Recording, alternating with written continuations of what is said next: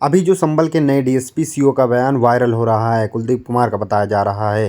Viral video में संभल के CO Kuldeep Kumar कहते नजर आ रहे हैं, अगर कोई ईरान के लिए छाती पीटेगा और माहौल ख़राब करेगा तो उसका इलाज होगा।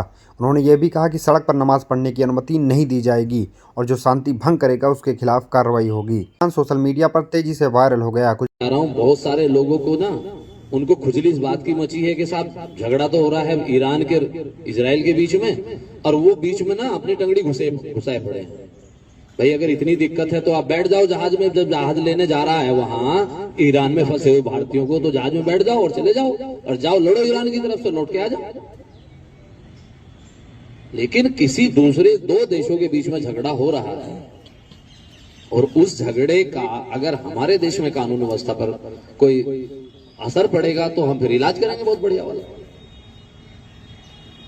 कहीं पर किसी भी प्रकार का किसी नमाज में, अलविदा की नमाज में या जुमे की नमाज में कोई भी किसी प्रकार के किसी देश के विरोध में, किसी के विरोध में कोई स्लोगन, कोई पट्टी, कोई नारा, ये नहीं होना चाहिए।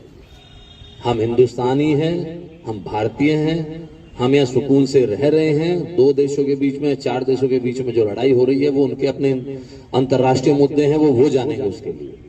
लेकिन कोई आदमी आए साहब, 10 आदमी खड़े होकर छाती पीट रहे हैं, हाय हाय हाय साहब ईरान को मार डाला, ईरान को मार डाला। अरे भाई इतना वो है तो चले जाओ ईरान, इसको जाना।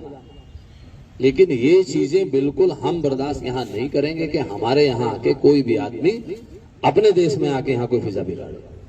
है कुछ लोग ऐसे, एक दो जगह, एक दो कस्बों में लोगों ने इस तरह की हरकतें की हैं। तो हम दूसरे की लकड़ी, जबरदस्ती की लकड़ी, अरे उनको लेने दो भाई, तुम क्यों ले रहे हो उनकी लकड़ी। अगर ईरान के और अमेरिका के बीच में कोई विवाद है या कोई दूसरे देशों के बीच में विवाद है तो वो अपना सुलझा रहे हैं। बड़ा एतराज जताया है और तमाम राजनीतिक पार्टियों ने भी इसका विरोध किया है कि इस तरह के डीएसपी का बयान कहीं ना कहीं आपसी सौहार्द को बिगाड़ सकता है और मामला और गंभीर हो सकता है।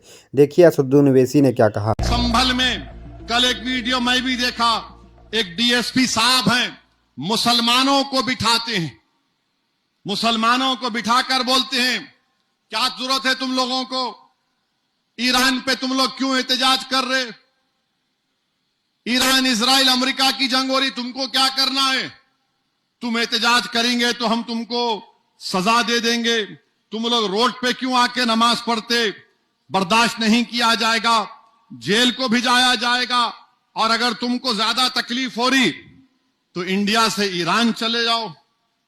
मैं उस डीएसपी साहब को बोलूंगा, ये मुल्क आपके बाप का नहीं है, हिंदुस्तान का आईन है, freedom of expression article 19 fundamental right है। और सुनो डीएसपी, तुम बिन्यामिन नेतन्याहू की जबान में बात कर रहे हो। अगर कल कोई इजराइल की ताईद में एहतजाज निकाला जाएगा तो तुम तो जय जय के नारे लगाओगे ना।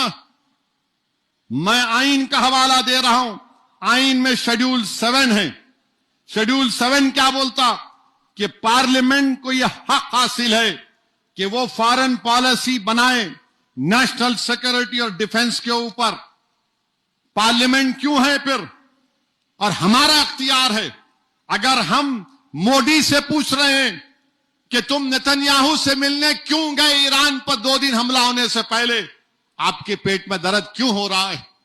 मोदी क्यों गए थे, क्योंकि नेतन्याहू जो जहन्नम का कुत्ता है, जिसने 70,000 फलस्तीनियों का जेनोसाइड किया, वो पूरी बैनुल अक़वामी सतह पर आइसोलेट हो चुका था, तो मोदी उसके लिए गए थे।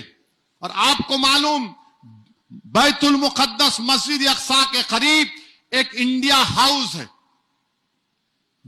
125 साल से वेस्टर्न यूपी का एक अंसारी परिवार उसका ख्याल रखता है, और उसकी खासियत यह है कि उसमें बोला जाता है कि बाबा फरीद गंजे शकर रहमतुल्लाह अलैह वहां पर आकर अपना 40 दिन का चिल्ला किए थे। मोदी जी आप वहां चले जाते इंडिया हाउस में, मगर मोदी जी ने क्या किया, इजराइल के एक्टरों से मुलाकात की, इजराइल के एक्टरों से मुलाकात की, और फिर गाजा नहीं गए, मगरबी किनारा चले जाते। अरे वो नहीं तो नहीं, कम से कम तुम मस्जिद अक़सा जाकर देख लेते।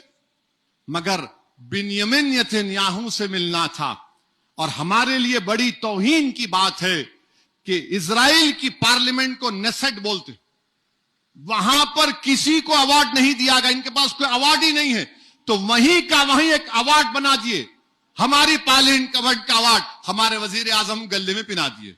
अब इन्हों खुश, मेरे को पिना दिए।